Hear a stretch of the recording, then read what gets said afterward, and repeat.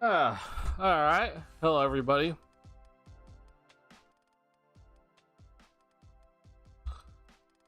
Sorry, I'm having sound issues. I want to start stream earlier, but for some reason my headset won't connect, and the sound keeps cutting in and out, and I'm trying to fix it on the fly. Give me 1 second here as I try to. This won't open for some reason. I don't know if you guys can see this, but like usually your volume thing is here, right? And it won't open for me. Give me 1 second. I try to maneuver all this.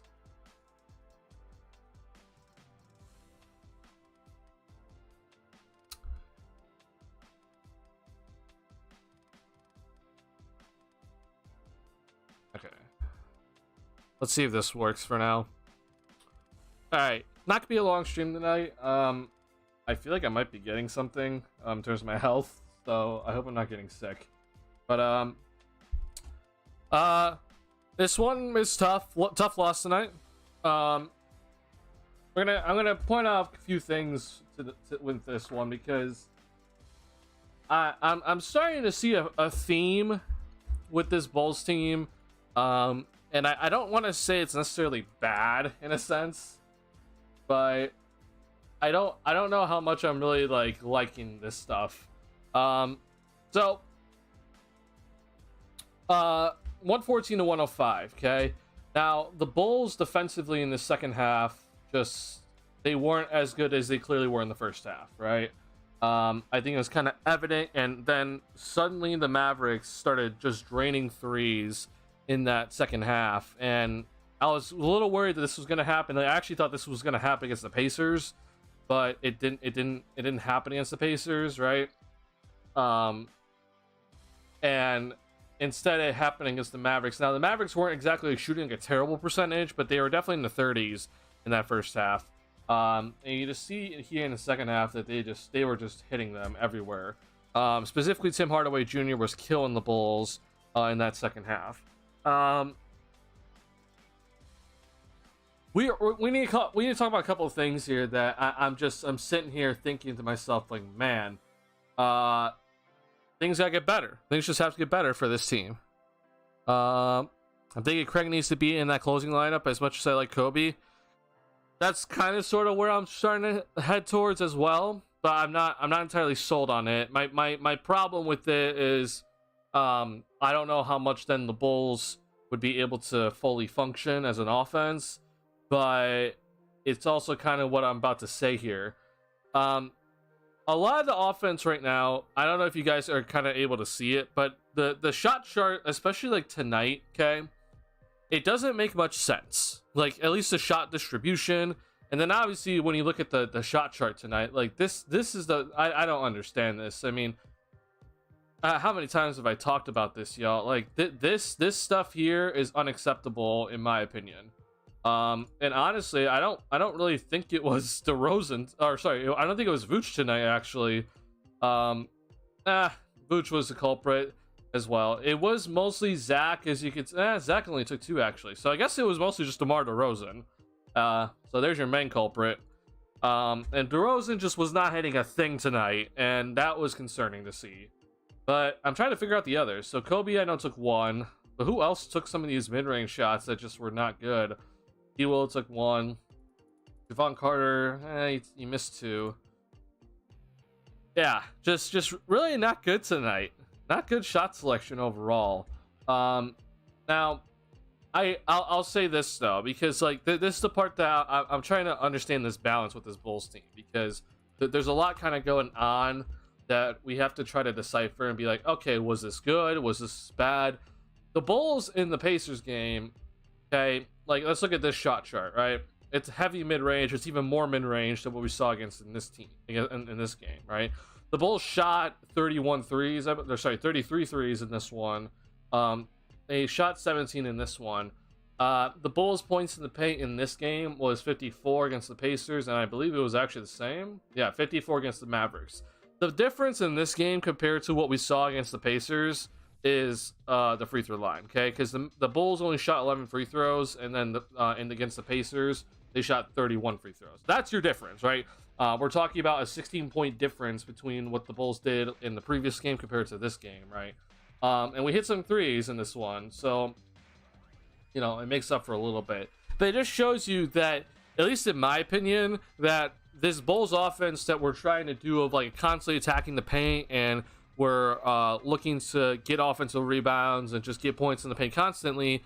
I think right now this team is showing that they can get into the paint pretty consistently. The problem is that they're not getting to the free throw line enough, right? So we see it in this game where they have 54 points in the paint, and they have 31 free throws. In this game, they have 54 points in the paint, but they only have 11 free throws. And DeRozan took 6 of those free throws. Zach took 3. Kobe took 2. None from Vooch. In this game, Zach took 11. DeRozan took 8. Vooch took 6. Even P. Will took 2, right? It's a big difference.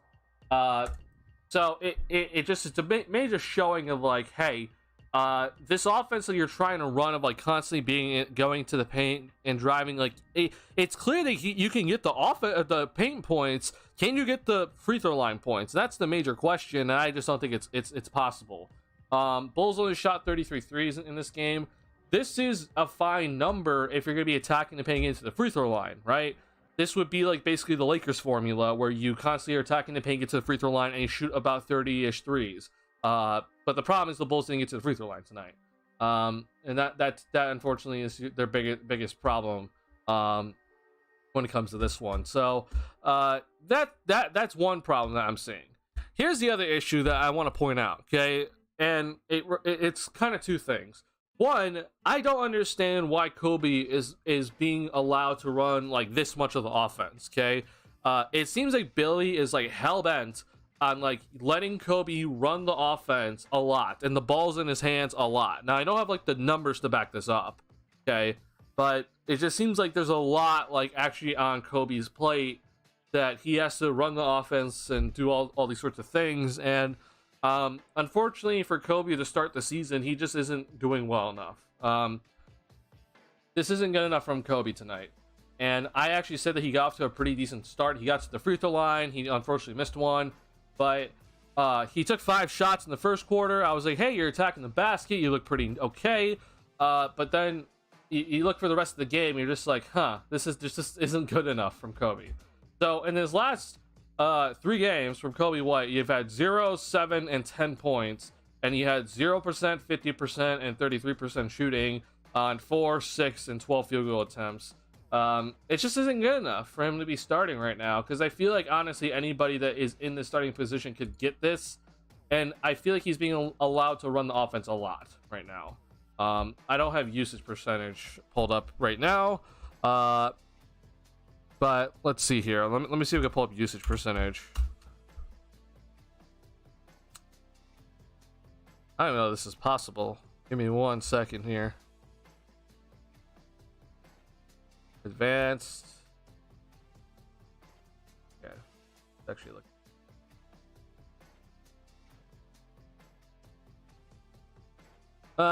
Unfortunately, this is actually really tough to look at because I don't think everyone's actually. No, people are qualified. Okay, so Kobe's. Okay.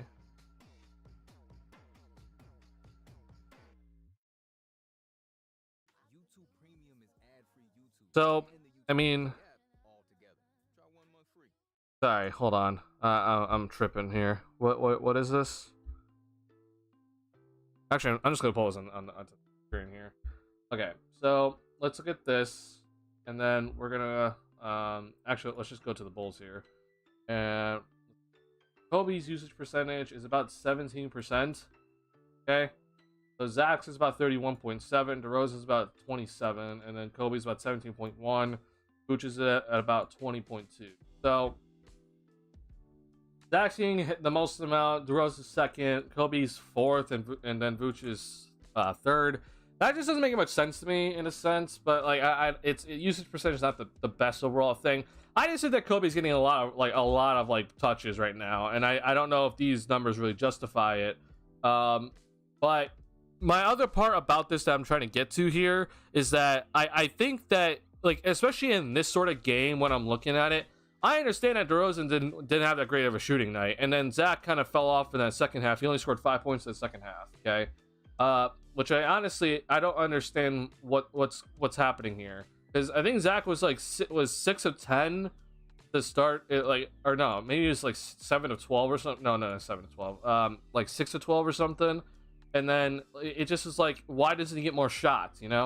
But my other part I'm trying to get to is that this Bulls team is. It seems like they're really trying to, like, let others get shots up, like spread the ball around and let others take shots. And I'm right now I'm looking at this and I'm like, this isn't gonna work. Like, it straight up just isn't gonna work. And I hate to just do this again, but this dude right here, right now, should not be taking shots, unless he is like wide open. And he took some shots tonight, which I don't think he was. I think Kobe took some shots that he really shouldn't have taken either. And I understand it's like team ball, but at the end of the day, I mean, it's these three guys, right? These three guys are your main offense, and this offense right now is straight up dying. And I don't know, this overall look of like 17, 13, it doesn't make much sense to me. Let's see here. So in this game, it was 19, 19, 17. Like, yeah, this is a little bit better and kind of what I want to see, but it's rough. It's really rough to see, because then it goes back to the other argument that I've been making of like, well, these two guys take too many mid-range shots, specifically this dude. And I'm gonna give Luch a lot of credit. I called him out after 3 games, and he's really turned up, and he's played what I would call more efficient. Because most of the shots are in here, right? He made a 3 tonight. This shot I don't count because it was basically a shot clock thing. He had to shoot this one. I didn't like this one. This was a bad shot. But other than that, though, I was fine with everything besides his 2 post-ups that he... or sorry, he had multiple post-ups, but he made 2. So, at the end, it just... I don't know if maybe I'm just being a little nitpicky here and saying, like, hey, these guys kind of need to do more or like take more shots, but just aren't really in the position to do so. I don't know. Maybe I'm being a little nitpicky here, but this has got the Bulls got to figure this out, because I honestly think that they're not really being put in a better chance right now to actually score enough right now, because it looks really bad in certain moments, not all the time, but in certain moments. Wait to get DeRozan is a problem. I wouldn't say that. I don't think he is the problem. But yeah. We need to start trusting Andre at times like this, because the injury is up and is actually fighting for rebounds. I think in this game specifically, maybe that's a good argument, but I think maybe in other games, though, especially that game in Detroit, I don't agree with that statement. I think it kind of matters what we're going to see in terms of throughout the game. Like, you're going to make that decision if he should play more throughout the game and not, predetermined.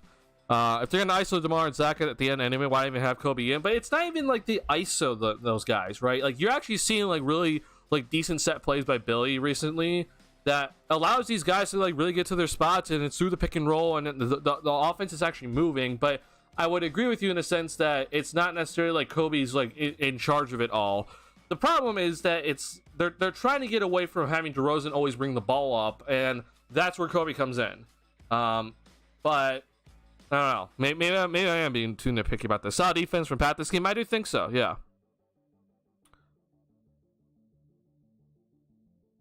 I think Pat's defense. I see you and I see others talking about it too. About Pat. So look, Pat's offense right now is lost. I look like an absolute idiot right now, because I was constantly saying like, Patrick Williams, shoot threes, and he's taking threes. Okay. But right now this dude is just, he cannot hit a shot for his life. This is his shot chart today. Okay. By the way, I know some of you just joined in now, so I'm not feeling the greatest right now. I'm having some health things going on. So this will be a shorter stream. It's not gonna be like our 2 hours I usually do. Shorter stream, all right. I apologize if I'm not as like lively tonight. But I mean, I don't mind the threes from Pat. Like, I've said constantly from Pat that I'm like, hey, I want you to shoot, and he's just making me look stupid right now. And I honestly think maybe his confidence is just completely broke. I'm gonna pull up this because I was looking at this throughout the game for Patrick Williams, because I'm actually really starting to get concerned with him, because I don't know what he's really thinking out there on the court. But this was his shot chart coming into this game, so this does not include the Mavericks game, okay? But you're looking at one rim attempt, which was his dunk, right? Against Indiana, where it was a fast break dunk, and then I don't know. I guess this is technically his layup that he shot, because I know he made a layup and I thought it was closer to the rim, but I guess it's from here. But like, if you just look at his numbers, right, so he came into tonight, he's taken 23 jump shots, okay, and only one shot basically at the rim. That's not good. I mean, this dude is supposed to be getting to the rim more, and I've been questioning his finishing at the rim, but he's not even getting to the rim now. So we've talked about here on this channel how much that, like, for Pat to take his next step, like, he's getting to the rim at an all right pace, but he needs to get there more, and then he has to finish better. And I don't know why he won't get to the rim anymore. Now, here's what I will say. Pat, in the past 2 games, in terms of just overall effort, defensive effort, and actually trying to go after offensive rebounds, he's been better. Okay, now his 0 points again tonight is inexcusable. He needs to be actually putting up some points. But his effort has been better compared to what we have actually saw, right? Specifically what we saw against the Pistons was dreadful, right? And then the first 2 games were even worse than that. So Pat's got to just straight up do better in terms of scoring, because he can get points easily just by running more in transition. He's not doing that enough. But in terms of offensive rebound effort, obviously defensive effort tonight on Luka Doncic, which was, it was a team effort, but I think Pat did a good amount of work on Luka. He did a good job, but he's still got to be better on the offensive end for sure. We suck at shooting threes. We do.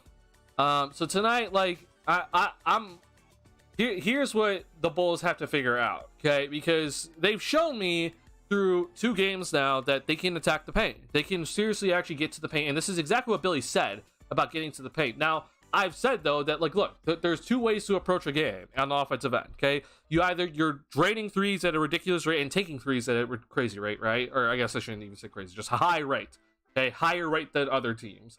Or you're attacking the paint into the free throw line, okay? It's not just paint points only and then you're okay everywhere else, or you're bad everywhere else, okay? That's not going to work, right? You need to either have 3-point shooting, or you're attacking the paint and getting to the free throw line, okay? And this is the reason why I was saying, like, the Bulls actually need to invest in their shooting more, because I don't know if they can get to the paint enough and actually get to the free throw line consistently enough. And tonight showed me that, like, the last 2 games, they can get to the paint. They're showing me that now, and I'm happy I'm seeing it. The problem is that they're not getting to the free throw line enough. And this is the part that I don't have trust in them. Besides DeRozan mostly, and then Zach every now and then, I don't have any trust in any of the other guys to actually get into the paint and get to the free throw line, right? Or just draw fouls. I don't even know how many fouls the Mavericks have tonight. The Mavericks had 11 fouls tonight. The Bulls had 23. I think that just kind of shows you that, like, the Bulls just don't draw enough fouls. And I do think that there are times specifically with these 2 guys, like the backcourt, like, they don't get the foul call enough. But even then, it's still not enough, in my opinion, to be at a consistent rate. Which is why I want this Bulls team to invest in their shooting more and actually think about shooting 43s a night, because I think that will give them the better chance of winning, because that's not going to rely on their free throw shooting or getting to the foul line. But they've clearly shown that they can't shoot threes, so the Bulls are, right now, in my opinion, they're just basically stuck in hell in terms of the offense, because they're getting to the paint. Like, I mean, 54 points to the paint is no joke. But then these guys have to work on their flopping, or they're going to have to work on their just straight up, like, crazy motions just to get more shots at the free throw line, because that's then the only other option for them. Like, if they're not going to be shooting threes and they're not going to be hitting threes, then they got to get to the free throw line. It's like there's no other option. It's literally just that. So I don't know what it's going to take from them to figure that part out. But yeah, just not good enough. Bruce P's more aggressive. He plays too soft against Butterfingers, and he's slowly falling asleep in the passing lane. I wouldn't say he's falling asleep in the passing lane. I actually think Vooch's defense has actually been pretty okay. I'm not like concerned about Vooch's defense, and honestly tonight, considering what the Bulls did defensively, I'm not really concerned about their defense still. I thought Vooch actually had some nice moments in breaking up some passes.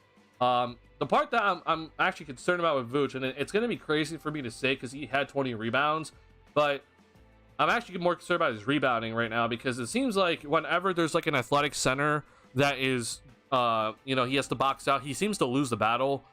He gets 20 rebounds because there's really no one else on this team besides Drummond that's going to get rebounds, and obviously when Drummond's on the floor, Vooch is off the floor, right?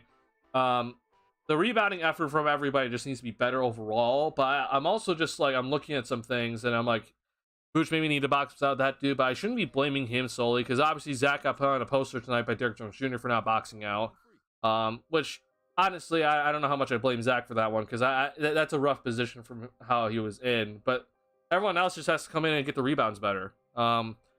Specifically this dude, yeah, that dude, he needs to be better.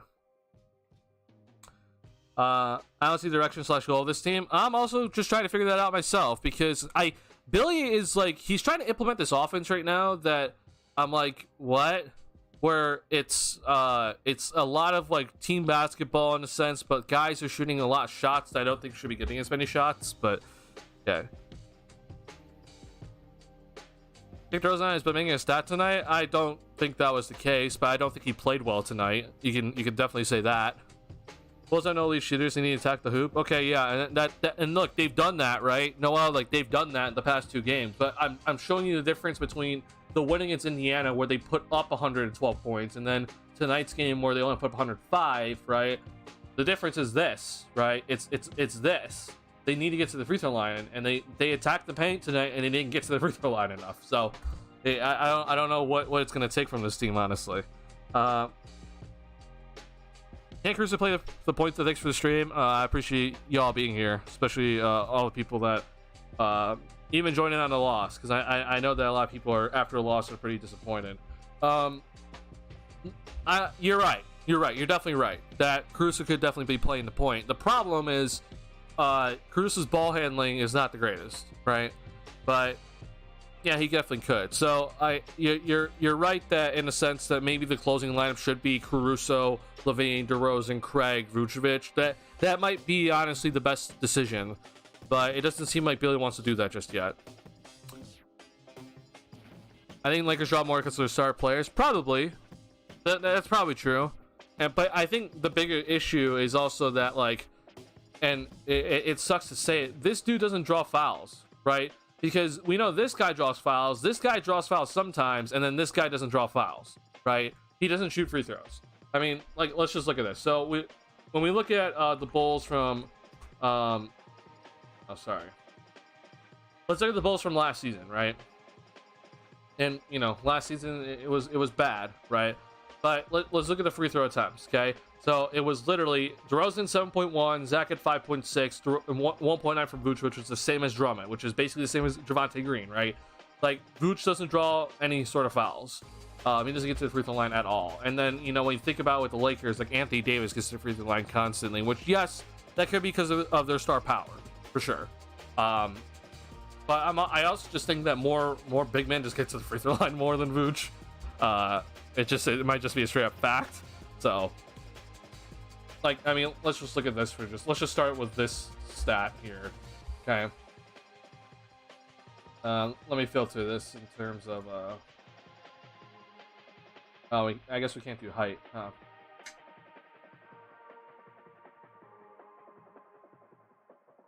We'll just do rebounds, I guess. Oh no, it's assist. We'll just do defensive rebounds. Let's just say 7. Oh, that doesn't work. I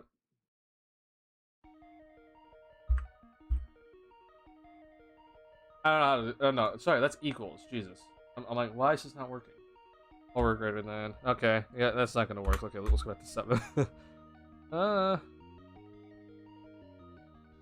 guess NBA doesn't have like a thing I'd be like, oh, centers, right? But yeah, I get it. I mean, free throw attempts. which is at 2.2 for this season. Like, it just kind of makes sense. Like, even Rudy Gobert this season is averaging 5 attempts from the free throw line. Like, you know, it just kind of shows you.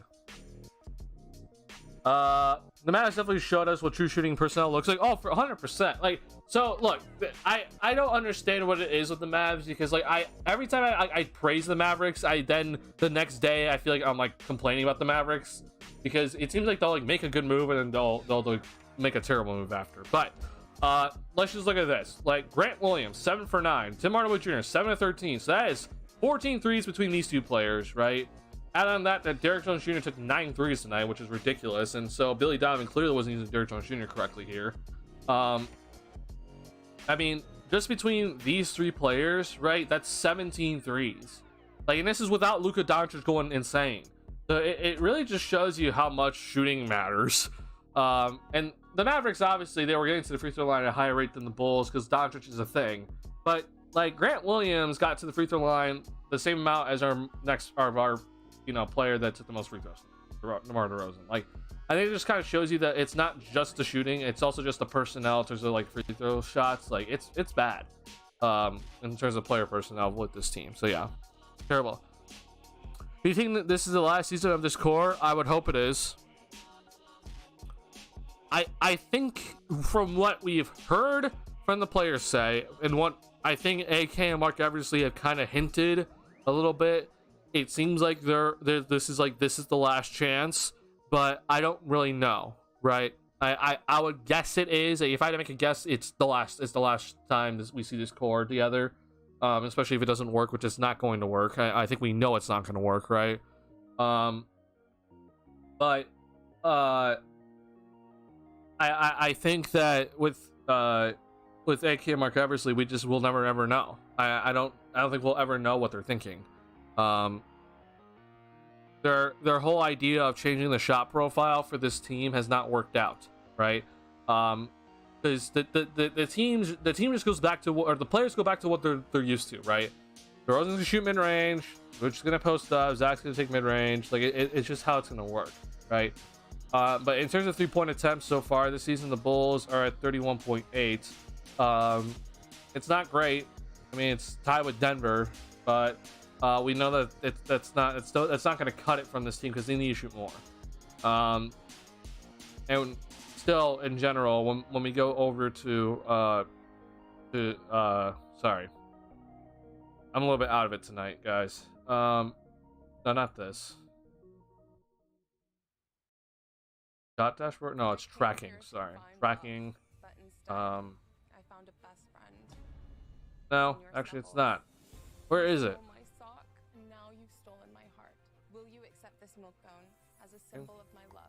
No, this is not what I want, though. Okay, well, from 10 to 14 feet. Oh, the Bulls actually aren't even at the top here. Interesting. But basically, though, from the mid-range, we know that the Bulls are still at the top. Like, they're, I literally on scoring, man. Here we go. Percentage from mid-range twos, right? It's literally the Bulls are here, right? The Bulls shot profile hasn't changed. It's weird to see the Warriors here. I did not expect to see the Warriors out of all teams here, but they dominate the 3-point line. So I guess it doesn't matter.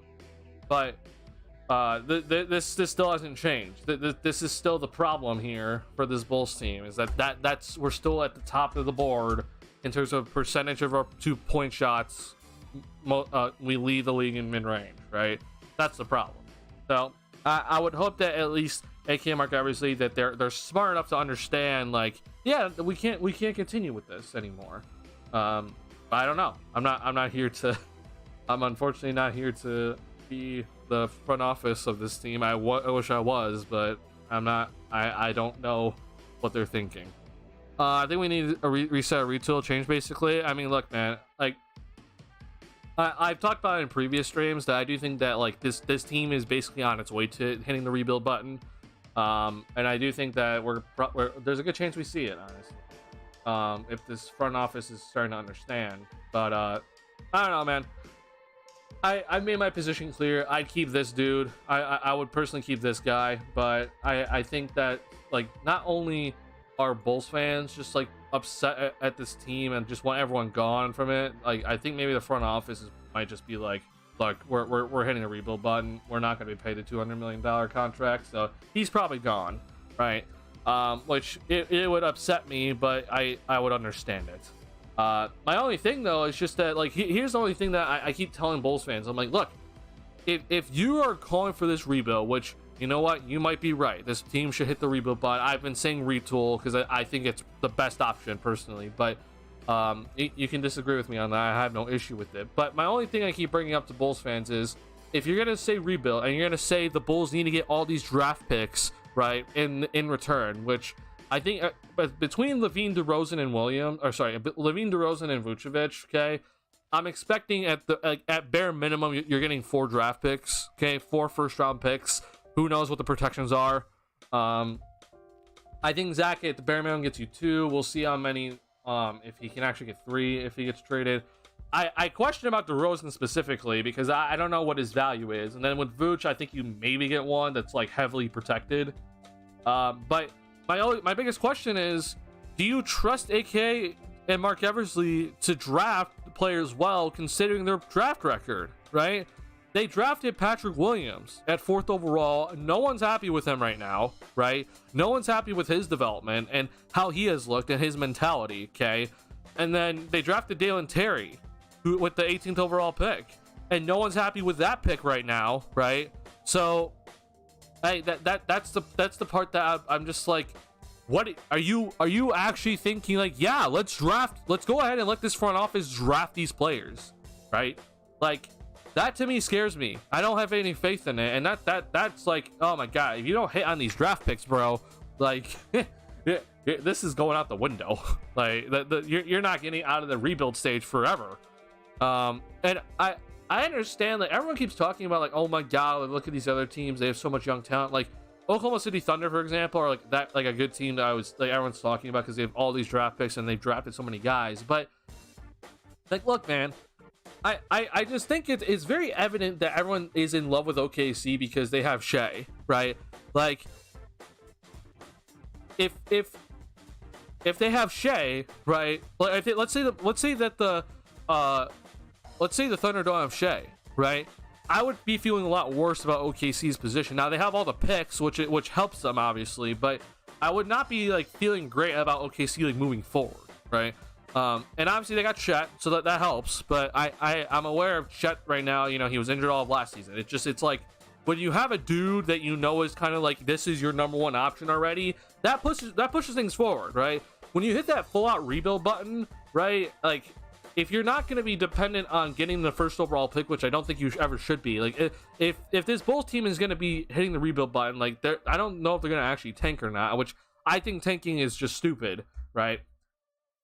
But you need to figure out then, like, who is like the guy, right?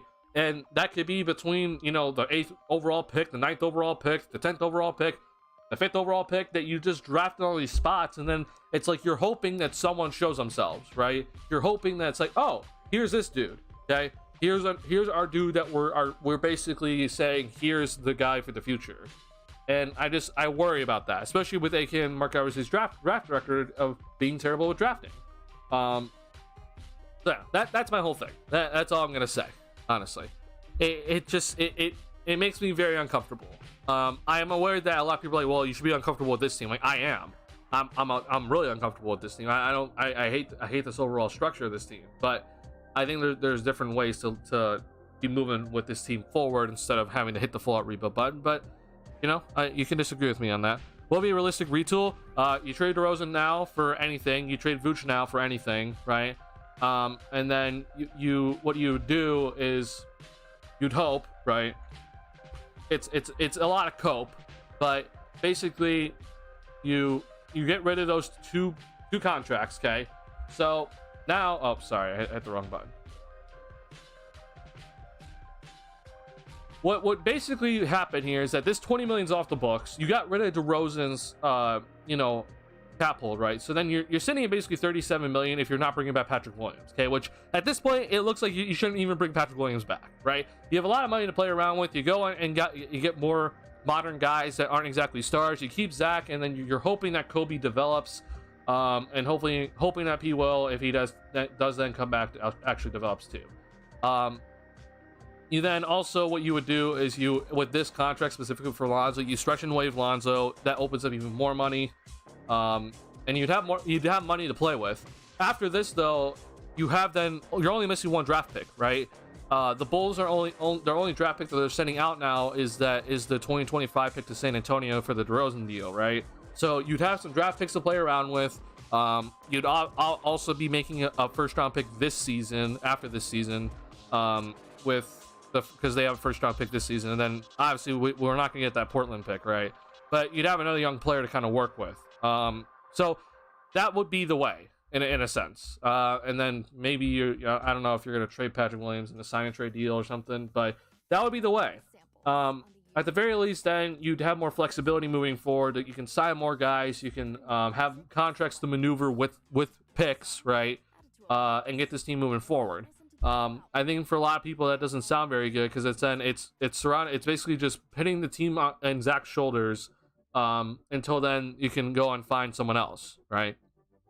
But I would personally just be more looking forward to that, because I would at least know I have Zach, and then I would be able to then try to figure out some other trades to work around with. Obviously, then you would have something at least for DeRozan, maybe a little bit.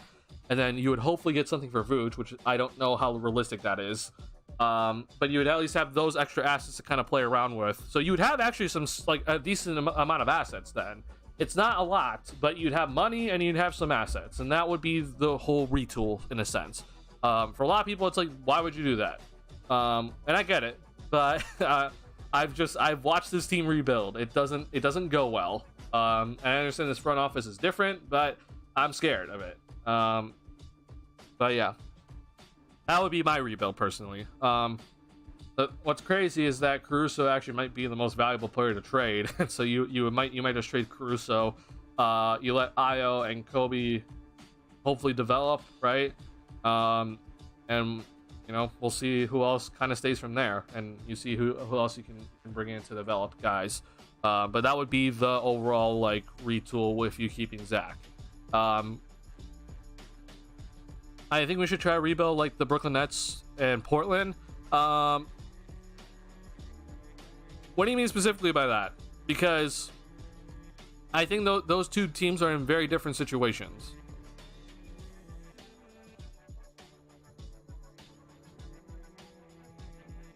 Because I think Brooklyn, obviously, they can't rebuild. Like, if you're looking at Brooklyn, right? The issue with Brooklyn right now is that, like, a lot of people are thinking, well, okay, you're after they trade Durant and Irving, they're gonna just hit the rebuild button, right? And then I think a lot of people are like, oh, they got Mikal Bridges, like that's not really hitting the rebuild button. Okay, so I get it, but the problem is that all their picks are going to Houston, so it's like there's no reason for Brooklyn to rebuild. They actually have to be like good. They have some picks, they got some picks back, obviously. I think like there's probably somewhere in the middle of all this that they got. Here's the Dallas pick, right? And obviously they have Phoenix's picks, so they can't rebuild. The Portland Trailblazers, though, they have all their picks, so they can actually like go ahead and like straight up just like rebuild and build through the draft. So I think those are two different situations. I don't think, like, let's just say this: if you're trading Zach, you're not getting like a Mikal Bridges in return, and I don't think you're gonna get anyone in like a similar caliber in return.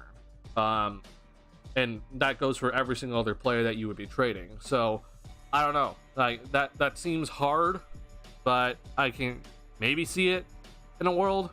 And then Portland is, I think, in a different situation personally.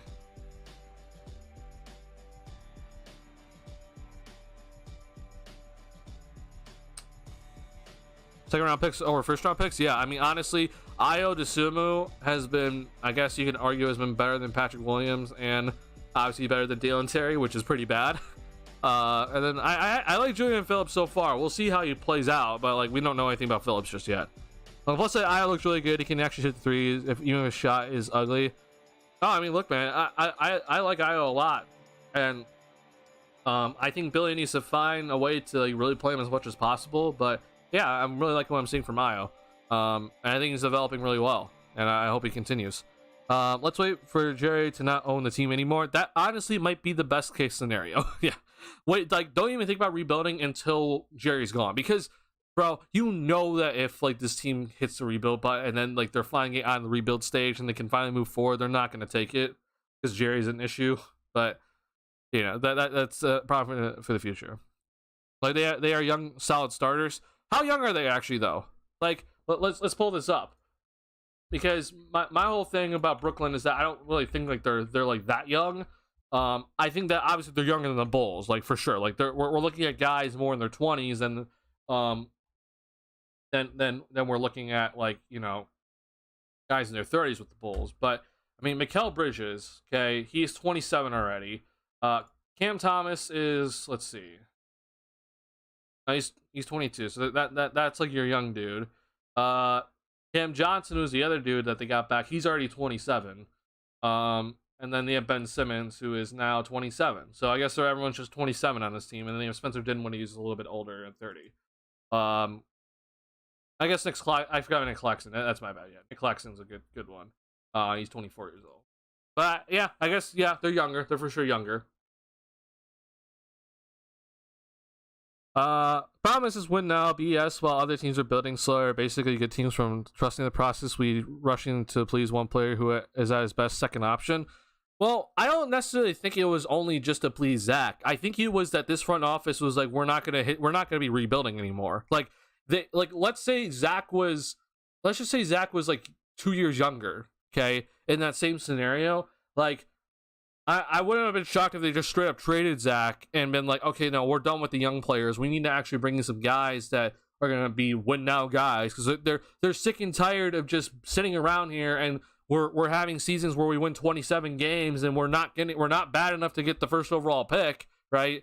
I think that's the problem, right? And that's what they were like, oh, we can't do this anymore. Also, I think Jerry was like, hey, I can't sit around through another rebuild and not make any money, right? Because the Bulls were not getting any attendance when they go through the rebuild. So I think that was more of their plan. It wasn't necessarily just please Zach, right? I think it was more, we need to win now. And they tried to formulate a roster that was supposed to be better than it actually is really meant to be. And it clearly hasn't gone in their favor. Like, I think they expected this roster to be like getting 46 wins as their floor, and then hopefully getting up to 50 at some point, right? With maybe Lonzo, maybe that is a possibility, but I don't think it is. And it hasn't gone well enough. And then obviously the players that they did draft, and Patrick Williams and Dalen Terry, they haven't developed, right? And I think that really undercuts their plans that they had in mind. But yeah, Brooklyn doesn't have picks, but I think they still have solid young talent. They do. Yeah, you're definitely right that they have solid young talent. It's just me, but whenever the Bulls trail by 5 points, it looks like they're in a 20-point deficit. Yeah, you want to know why? It's because of a 3-point shot. That's the whole reason why. Everyone thinks it's like, oh my god, why does it feel like the Bulls should be leading in this game, but they're not, right? Well, 3-point shot. The 3-point shot nullifies everything. Like, you can make mistakes, right? And then a team, and it's like, okay, next possession we hit the 3. All of a sudden, all right, we just, you know, in one possession we basically just got the same amount of points that we could have gotten in 2, right? And then add on top of that, if you hit 2 threes in a row, then you got 6 points, right? And that could have been done in 3 possessions. It's all 3. It's all the 3. Because when the Bulls are down by 5, you know that they're not going to be shooting the 3. Therefore, we have to always be cutting into the lead by 2s. And it takes longer, right? Because an actual team that is more modern, they can get the lead in 2 possessions. For the Bulls, they can only cut the lead by 1 in 2 possessions, right? That's the whole problem. It's a math issue at the end of the day. I don't think I let enough people understand that. Sorry, what the heck? Oh, YouTube updated their ad block thingy. Sorry, I didn't realize the music wasn't playing. Music's back on, but YouTube is being a problem.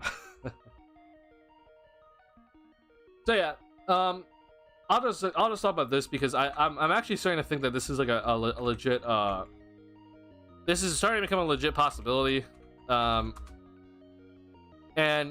yeah, it's not I'll just say this, that if Zach goes to Philly, I'll be happy for Zach, because I truly think that's like a perfect fit for him, and I think Philly then has like a legit shot at winning the championship. But let's look at this, okay? Because this is the talk right now, right? Now, I don't think, like, everyone's talking about getting Tobias Harris in return. I'm just here to tell you, why the hell why the hell will the Bulls take back Tobias Harris? There's no reason for the Bulls to take back Tobias Harris, okay? The only thing that does is that it literally just clears out cap space. And that's if the Bulls start out their rebuild by trading Zach LaVine for Tobias Harris and 2 first-round picks, I'll be pissed. That doesn't make any sense, okay? What I do think is more realistic, okay, is it's probably gonna be something along the lines of this, okay? Which, by the way, these guys are traded early, so like they'll be able to trade these guys later, and then the Bulls maybe get the Anthony Melton, also for Concord class, because that's a whole issue going on right now. I think this is more realistic.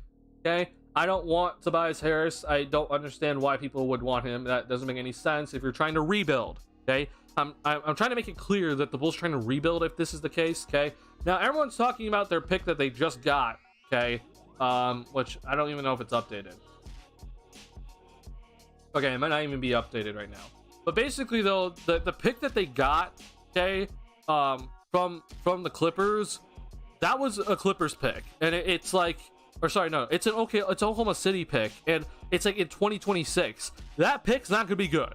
Okay, I don't know why people think like, oh my god, Oklahoma City Thunder, or like that pick that the Clippers got, or sorry, the 76ers got, from 2026. Like, that's an Oklahoma City Thunder pick. That's not gonna be a good pick. Okay, I don't want that. I would actually I would want Philly's pick specifically, and then I would want either the Clippers pick that they got in 2028 or one of Philly's picks. Okay, I would also ask for them like a draft swap here.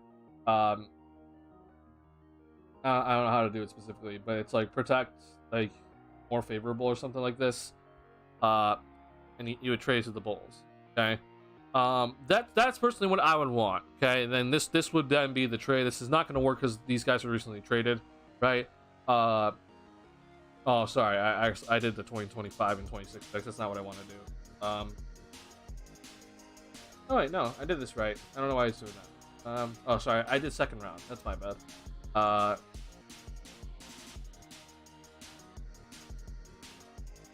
Let's see. It would be protect less favorable. You trade that to the Bulls. Let's see. Oh, I see. But 76ers got back picks. Oh, sorry, I just messed it up. But that would be kind of my idea. The money I think kind of works. If not, then you can add like an extra $2 million to it. But you know, Tyrese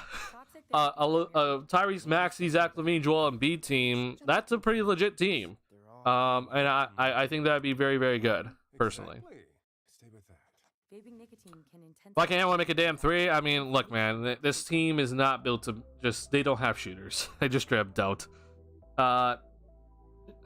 You know, Stan Van Gundy said something that was really, really good on one of the TNT broadcasts, which was, it's not the guys that shoot 40% from 3-point range that really scare you, right? It's the guys that can make, you know, 5, 6, 7 threes in a game that really scare you, and those are the guys that are actually stretch the floor and really, really, really get the defense's attention, and guys really run out to them and contest their shot, right?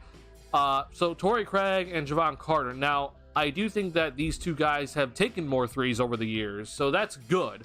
But the Bulls didn't get a sniper, right? And maybe the sniper shot only 35% from 3, but we know that in any sort of game that they can go off for like 5, 6 threes a night, right?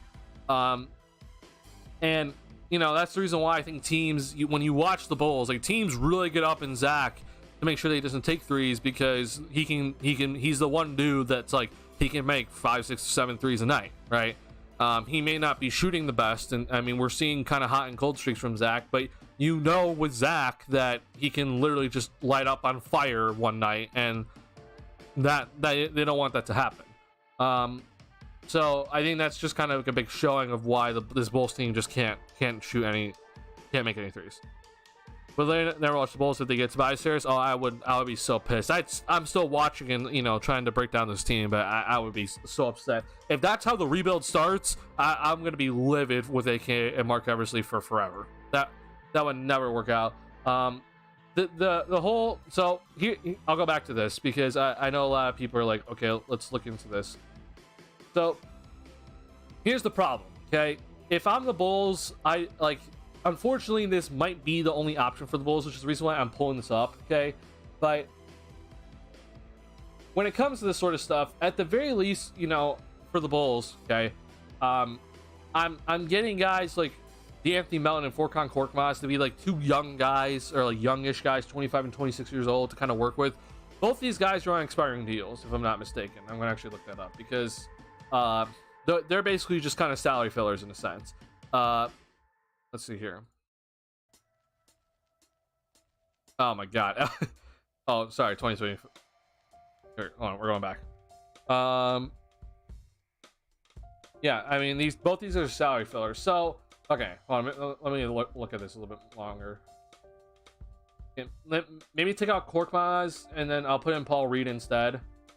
I think then the 76ers can figure out their backup, center thing easily.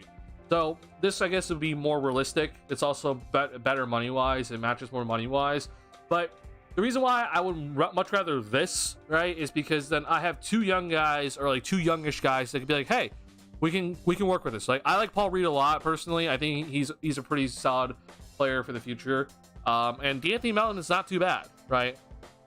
Plus draft capital for sure, right? I'm saying then like the 2026 pick, and then I'll just put 2028, or sorry, wait, no, sorry, okay, now I'm seeing why. Wait, no, okay, so the 76ers, they're getting a 2026 pick, so they're allowed to trade this pick, okay? And then they'll also be allowed to trade this pick also, but let's just say this is the Clippers pick, which is more valuable in my opinion. And then it would basically be doing this. I understand that, all these things are popping up, but like, both these guys will be available to trade come trade deadline. Yeah, this guy Paul Reed would be available to trade on January 15th, right? And then this won't apply because they would have more picks. Like, this is not bad. I'd be I wouldn't be too upset with this, but I talked about how there are other teams that I would much rather trade with, right? I think the Kings could be potentially an option, right? I think the Kings have some draft capital. We're talking about the Pacers as well. The Knicks don't really entice me. I'll be real. Like, the Knicks don't really entice me. Unless I'm getting Quentin Grimes and Emmanuel quickly. I don't really like the stuff that I'm seeing from the New York Knicks. So, yeah, it at the end of the day, it doesn't really matter where the hell Zach goes. The Bulls just need to get the most in return for Zach if he does go, and they need to make sure they maximize all of it, right? One max, I suppose. If I was the Bulls and I'm doing this trade because I'm taking two salary fillers, I need two, bare minimum two. And then one can be protected. Like, I don't care about that. Like, just one has to be protected, right? I'd love to see Zach pair up with Jimmy Butler. I mean, okay. I know a lot of people, and even the Vegas odds right now, are saying like the Miami Heat are like the team that Zach can go to. I would love to see this personally. I think Zach LaVine with Jimmy Butler would be fantastic. Here's the problem: you need to take back Tyler Hero, which I'm not a fan of Tyler Hero. You probably get back Jaime Jaquez, and then I'll throw in Jovic too, which I'm not high on either of these two guys personally, but they are kind of youngish dudes. And then I guess let's just say Caleb Martin. This is not very enticing to me. I'm not a fan of Tyler Hero. Okay. I like Caleb Martin, but he's 28. And then in terms of picks, the Miami Heat pick situation is not good. They can't trade any of these picks here. The pick that they can trade the earliest is 2027. So if you want the Chicago Bulls to be rebuilding early, right, in 2024, then some of these picks that they're going to be getting is like way out in the future, right? Like, you're not going to be getting anything to help this team in like the early stages of the rebuild. So this is the reason why I'm not, like, I don't want to trade with Miami whatsoever unless they load up on something else, and they have something else to actually, use to trade for Zach. Because to me, this ain't it. This is not going to work. We need to let Kobe be Kobe. In other words, you need to experience without trying. How can you say he not fit if he has no learning experience or practice? What? What does that mean, Zayover? Are you just trying to say that he needs more shots, or are you trying to say that he needs more minutes? Because I'm saying, like, he's playing plenty of minutes. He's been the starting point guard through 5 games, and he's played plenty of minutes at the starting point guard. I'm just saying that maybe if he's having a rough night, that he shouldn't be running the offense as much. And the Bulls, if they're actually trying to win here, which is their main priority this season, then he shouldn't be really on the floor maybe in the last 5 minutes.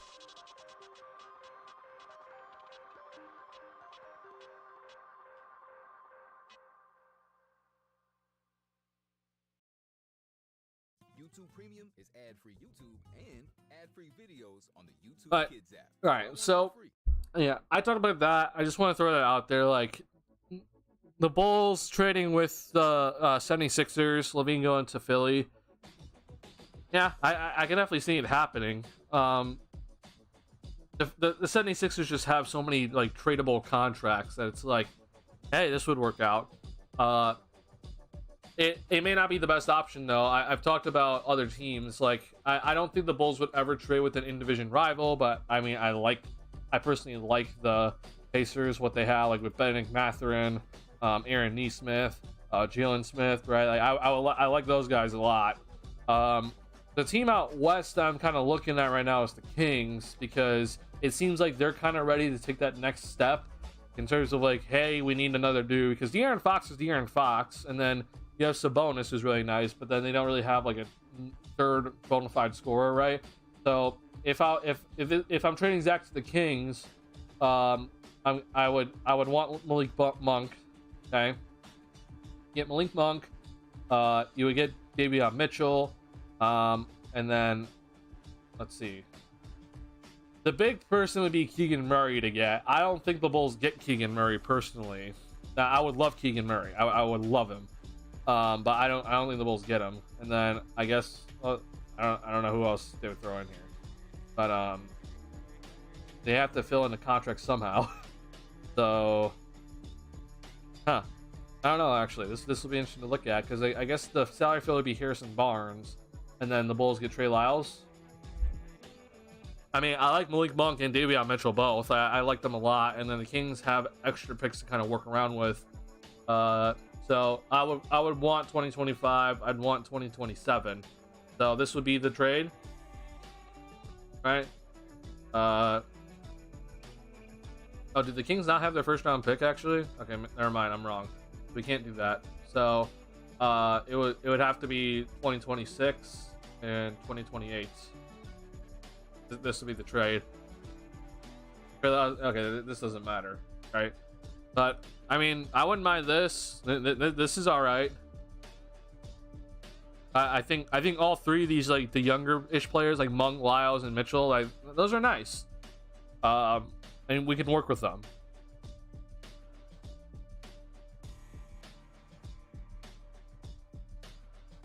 The Heat are 1-4. Yeah, the Heat are 1-4. It's a weird time right now in the NBA, because the Toronto Raptors, who have had the worst half-court offense in the NBA so far this season, they just beat the Milwaukee Bucks. So it's just, you know, it's how the start of the season goes. As you can see, this happened tonight. Yeah, the Heat are 1-4. I don't know what's going on with the Heat, but I think this just kind of shows, like, I did say, like, I was concerned about the Heat kind of this season. Like, I don't have any sort of doubt about the Heat when it comes to the postseason. I have just big doubts in the regular season, because I don't know if I could trust them or not. But I mean, they beat Detroit by 1. They played Boston. They played Minnesota. They played Milwaukee, and then they probably should have won tonight in Brooklyn. So don't know what exactly happened in this game, but I feel like this is one of those games that they should have won. I mean, Tyler Hero is just shooting constantly. I mean, you know, he's all right. Celtics had 150 in 4 quarters. That's insane. Oh my god, bro. You know, maybe I was wrong about the Pacers, because I was saying that the Bulls are going to lose to the Pacers if they couldn't fix their shot profile, and the Pacers just didn't hit any threes. The Pacers might just suck. I mean, this is terrible defense. Let's see. No Halliburton, so I guess that's something. What happened to Halliburton? I don't know what happened to Halliburton tonight, but defensively they suck right now. So that happened. Boston didn't even shoot that many threes. They just hit all their threes tonight, and the Pacers just couldn't guard the 3-point line. I don't know, man. Yeah, crazy stuff in the NBA. All right, I know I moved away from this. One more time, this Bulls team, like, it makes me so upset. Like, I'll end the stream with this. This is good. Like, or sorry, not the entire thing. This is good. I'm happy with this. This is good. The problem was the free throws is that they didn't get enough. And then if you're the Bulls, you can't give a 24-second chance points. You just straight up can't. They had 14 fast break points, which is good. The Bulls then also had like a ton of points off turnovers or something like that. That's good. But yeah, there's other stuff though. We talked about it. You can't give a second chance points. You gotta get to the free throw line. You gotta shoot more threes. Like, it's just not gonna work out. So yeah, that's what happened tonight. Good defense though. I thought defense was pretty solid throughout. All right, but like I said earlier, I'm not feeling the greatest. So I apologize for not being that excited or that animated in the stream. I'm kind of, I feel like I'm dealing with something right now. I kind of feel like I'm coming down with something. I hope I'm not. Personally, I'm not. I hope I'm not getting sick. But I am dealing with another health issue right now that has nothing to do with sickness. So I'm gonna try to help myself tonight by I'm gonna end stream early, and try to help myself just feel a little bit better here. And I want to go watch this game between the two LA teams. Because obviously James Harden got traded to LA, and I have not talked about that yet on stream. I'll just give you this little crazy thing. I never thought I'd see the day of Westbrook, Harden, Leonard, and George all on the same team. I think it's a win for the 76ers because they actually got 2 first-round picks out of it. Some protected in a sense, right? And some aren't exactly that great. But they actually got 2 first-round picks out of it. And that's a dub. But the thing is that the Clippers, they kept Norman Powell, and then he's not listed here, but they also kept Terrence Mann. So it might honestly just be a dub for both sides. The big question for me is that does Russell Westbrook come off the bench then? Because this team heavily relies on the 3-point shooting, and then adding in Harden to be the ball handler instead of Russ. I don't know how that's going to work out for them specifically, but I'm very intrigued, and I do think that because the Clippers, at least in my opinion, they were not a contender in the West as they were currently constructed, but with this trade, it definitely helps their chances. So I like the fact that they went for it. So I'll give them that. But we'll see how it works out. But appreciate you guys hanging out with me tonight. Sorry I have to end stream early. Not feeling the best. Bulls lost. I don't know when the Bulls play next. I'm gonna guess it's this night. Okay, Bulls play the Brooklyn Nets. It's the first game of the in-season tournament. And we'll see if I stream after this one. I might take a break for this one. But hopefully the Bulls win this one. It's the first game of the in-season tournament. So fun day in the NBA. All right, I'll see y'all in the next one. Peace, y'all.